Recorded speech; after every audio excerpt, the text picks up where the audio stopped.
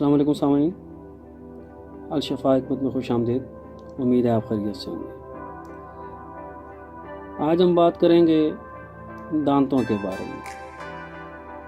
دانتوں کا ہلنا، تحریک الاسنان۔ اس مرض میں دانت غیر طبیعی طور پر ہلنے لگ جاتے ہیں۔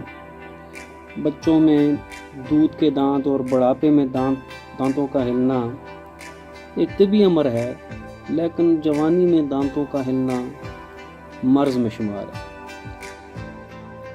کبھی رقیق رطوبات دانتوں میں جمع ہو کر دانتوں کو ہلانے کا باعث ہوتی ہیں۔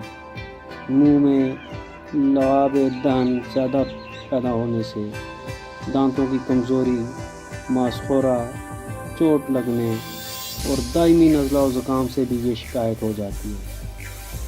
سامعین، آج جو ہم نسخہ پیش کر رہے ہیں اس میں دانتوں کا مسئلہ انشاءاللہ حل ہو جائے گا۔ اگر آپ نے ہمارے چینل کو سبسکرائب نہیں کیا تو سبسکرائب کر لیں تاکہ ہر آنے والی ویڈیو آپ تک آسانی سے پہنچ جائے۔ یہ 3 اجزاء کا نسخہ ہے۔ یہ کھانے کا نہیں ہے، دانتوں پر لگانے کا ہے۔